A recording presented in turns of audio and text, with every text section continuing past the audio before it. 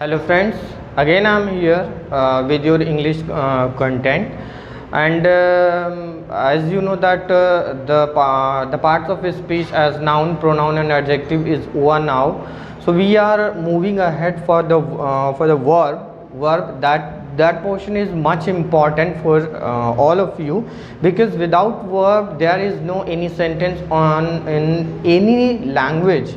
किसी भी भाषा में वर्ब के बिना कोई भी सेंटेंस जो होता है वो पूरा नहीं होता है। ठीक है, तो वर्ब की जब हम बात कर रहे हैं तो इसमें सबसे बड़ी चीज़ जो है द मोस्ट इम्पॉर्टेंट थिंग जो आपको यहाँ पर माइंड अप करके रखना है, ये एक पूरी तरीके से आपको ये फिक्स करके रखना है कि सबसे पहले तो हम ये जानें कि वर्ब होता क्या है। आज तक आप लोगों को आपको ये बताया गया है कि कर्ता के द्वारा किया गया कार्य ही वर्ब होता है।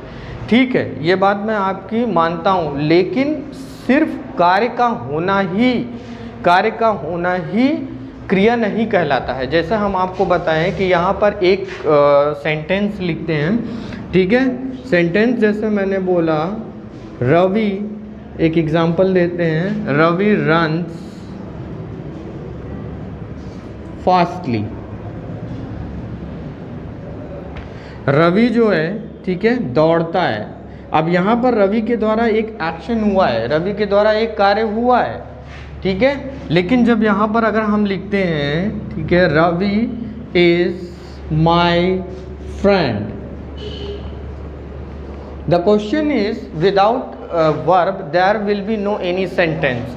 तो फिर ये सेंटेंस तो बन के तैयार हुआ ना भाई, ये सेंटेंस आपका बन के तैयार हुआ।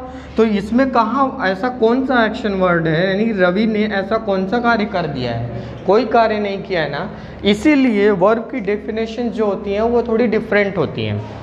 कल ऑलरेडी मैंने आपको बताया था दैट ईच एंड मतलब yes the contents can be same in every language, but the understanding is the same.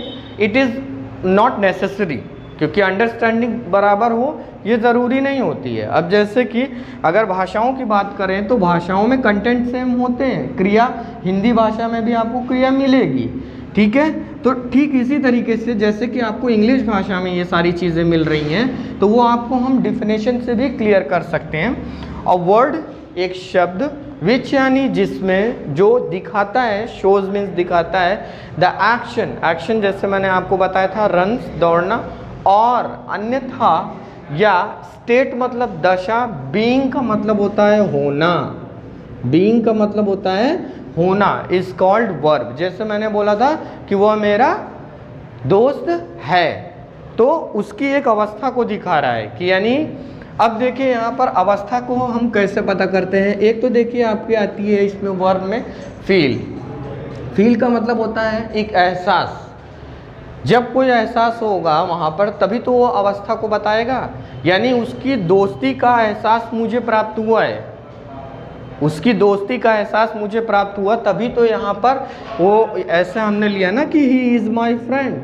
अब दोस्ती का एहसास कैसे प्राप्त हुआ कि भाई उसने मेरे हर अच्छे बुरे वक्त में मेरे साथ रहा, वो मेरे लिए उसने किया है, तो I feel N attachment with that person.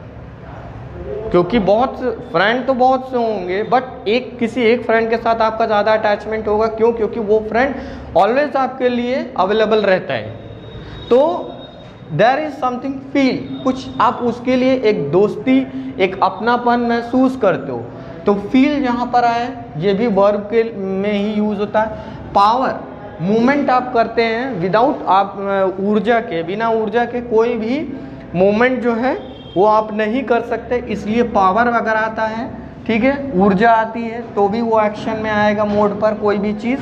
जैसे रन्स दौड़ता है, जब ऊर्जा ही नहीं होगी एक बुढ़ा आदमी कैसे दौड़ेगा, लेकिन यंग पर्सन दौड़ता है। और वर्क मतलब कार्य जो होता है, कार्य का होना भी ये वर्ब की कैटेगरी में आ जाता है, वर्ब की कैटेगरी में आता है। क्यों? क्योंकि कोई भी कार्य हम करते हैं तो ज़रूरी नहीं कि उसके लिए क्या हो, ठीक है, उसके लिए आपको पावर की ही ज़रूरत हो। सपोज हम अगर मेंटल वर्क कर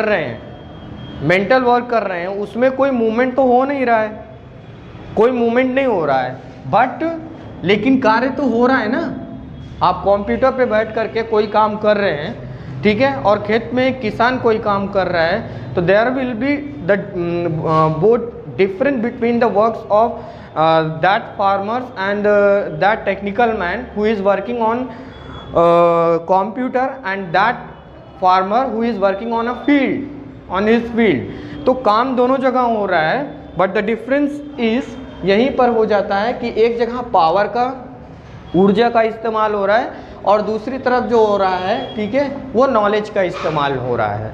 दूसरी तरफ जो हो रहा है यूज़, वो नॉलेज का हो रहा है। यानी कंप्यूटर पे अगर आप बैठे हैं तो आपको ज्ञान है, यानी मेंटली अगर आप कोई काम करते हैं तो वहाँ पर नॉलेज की ज़रूरत होती है।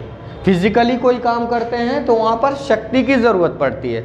और किसी के लिए कोई रिलेशन जब आप महसूस करते हैं, चाहे वो भाई भाई का हो, दोस्त का हो, या पेरेंट्स हो, या वॉट एवर, तो वो फील, तो ये तीनों ही इसी कैटेगरी में, वर्ब की कैटेगरी में आ जाते हैं। फॉर एग्जाम्पल मैंने अभी बताया, जैसे कि मैंने बोला my mother is the greatest mother in the world. तो कुछ तो आपकी माँ आपका इतना ज़्यादा ख्याल रखती है, इसीलिए तो आपने एक फील किया उसके लिए।